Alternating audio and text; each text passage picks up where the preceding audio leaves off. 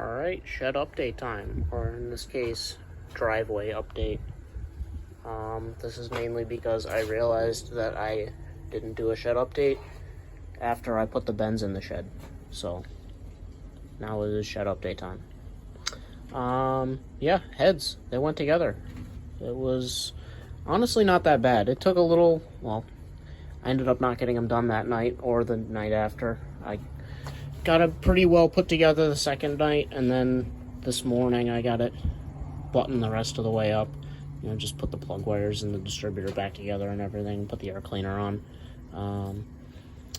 Definitely took a little bit longer than I had initially thought to get all the gasket surfaces clean. That was the big thing.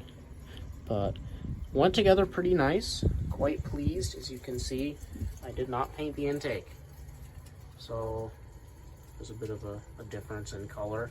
Valve covers look quite snazzy. I really want to paint this air cleaner. It kind of looks like crap on there. Get that painted up and get a couple nice decals on it. That'll be pretty snazzy looking, I think. But so far, valve covers appear to not really be leaking, with exception being here, which pisses me off to no end. However, it would appear that this is just coming out the bolts, and that can be solved with a nice dollop of goo on the bolt.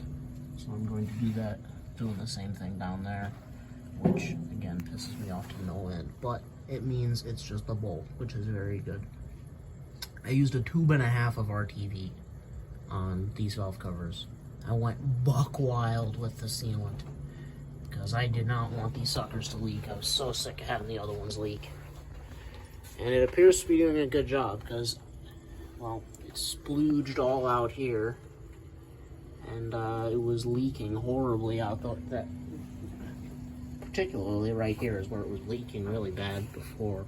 So quite pleased to see it's not leaking now out of the gasket surface. This side appears to be tight, so that's good. But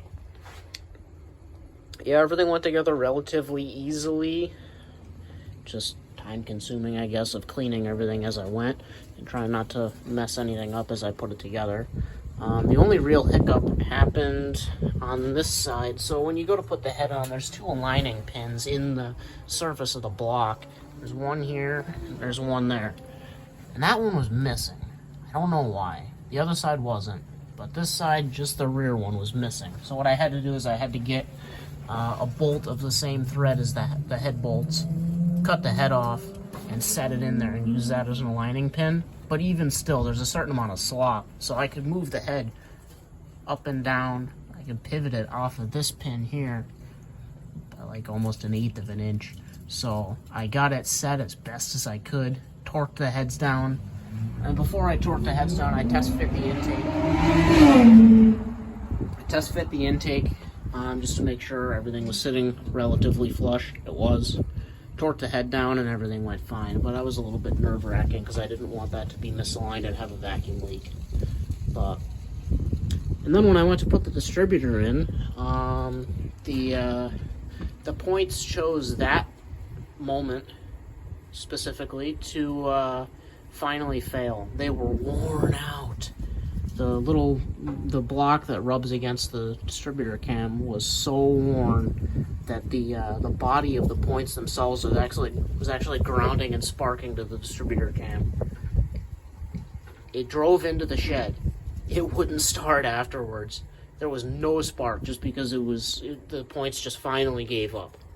So I got another set thrown in, and I've got a couple of the boys are going down to a junkyard closing in Wichita.